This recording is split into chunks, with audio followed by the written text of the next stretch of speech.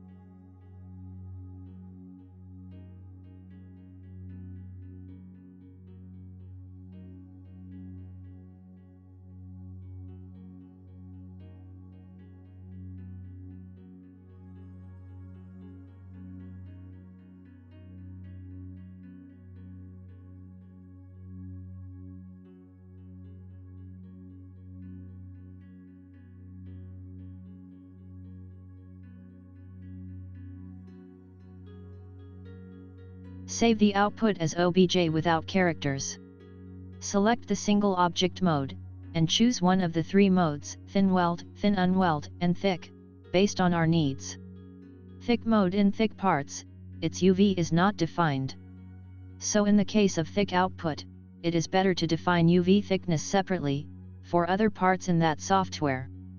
UV is applied to this output, but it is not set as UDIM, and we need to identify each of the UVs, and define it as a poly group, so that we can create material on each of the UVs separately. We import the output model into ZBrush.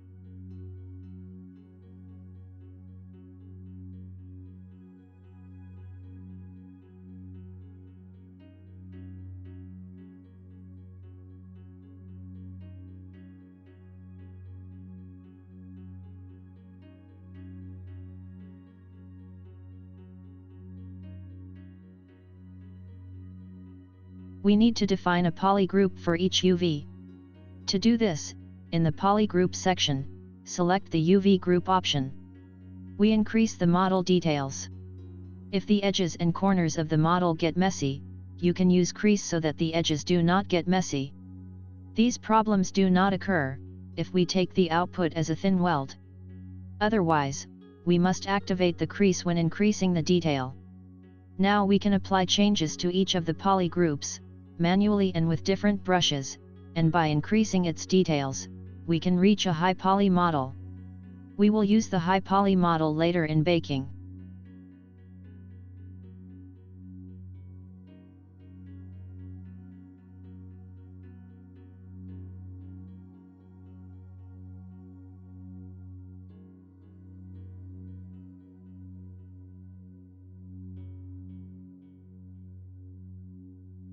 After making the changes, we output the integrated low poly model as FBX. And then for the output of the high poly model, we have to output each of the poly groups separately. We have to select the split group option, and output each of the subtools as FBX.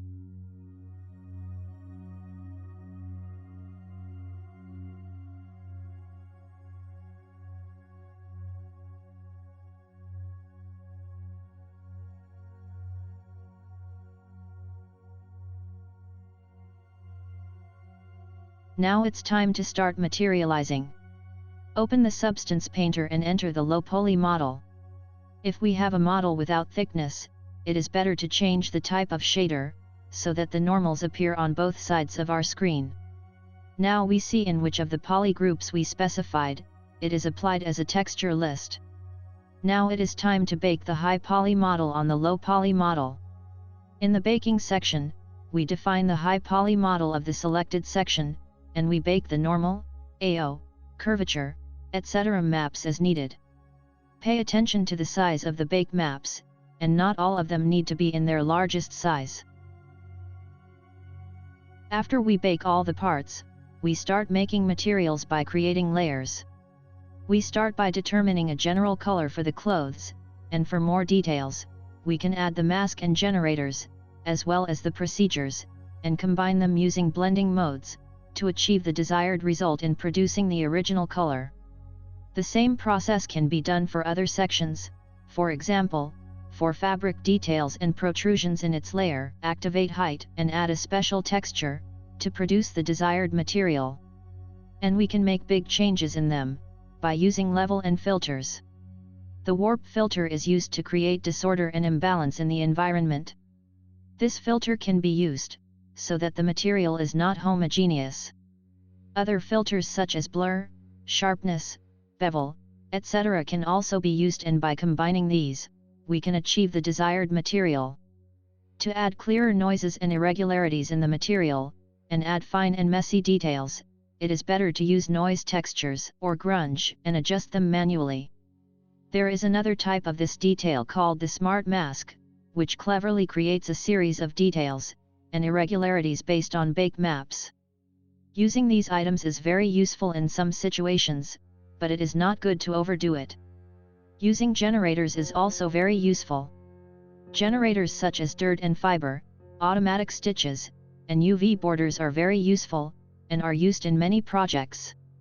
You can also use the smart materials in the software itself, and change it to your desired material by turning off and on the layers, and changing them. Ordinary materials also exist, which are widely used in the construction of the basic material base, and in some cases, simple materials are used, and gradually become a professional material through a process. After finishing the materialization, you can add sewing lines on your fabric, with generators such as auto stitch. You can also add custom layers by adding a paint layer manually, and with different brushes on the fabric.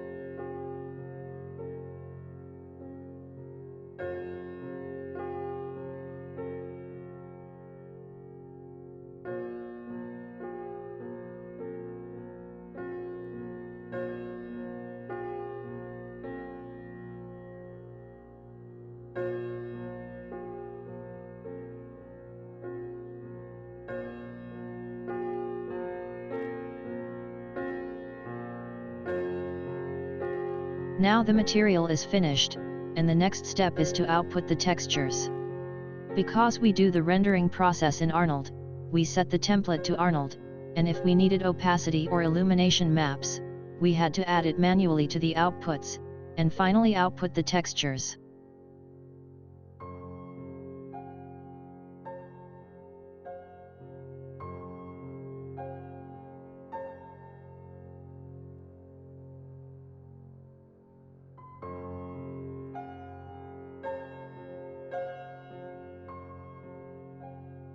We enter Maya and enter the low poly model into the studio. And after placing the camera and adjusting the lights, we start importing textures, and in the Hyper shader, by creating an iStandard surface, we start connecting textures to each of our parts. Different nodes may be used, including BUMP2D, Displacement Shader, Divide.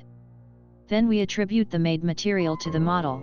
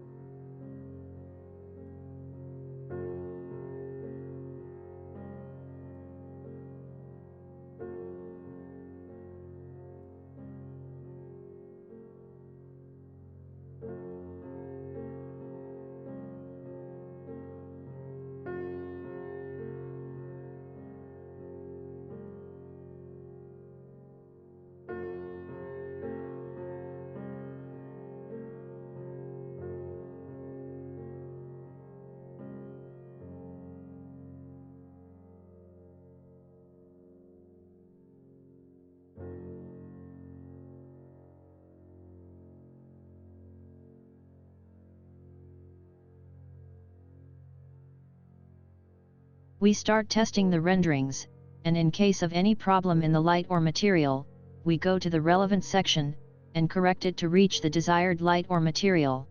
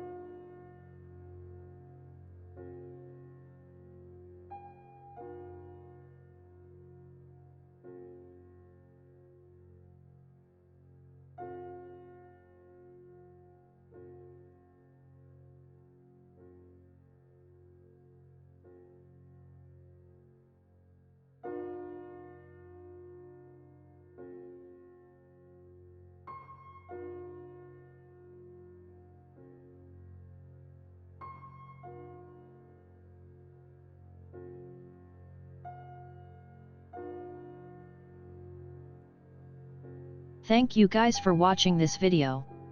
I hope this video was helpful to you and could have added something to your information. If you have not yet subscribed to our channel, please subscribe to it so that you do not miss our future videos. If you like this video, please like it, it will help us a lot. If you have any questions, you can say them in the comments section. So I will see you in future videos.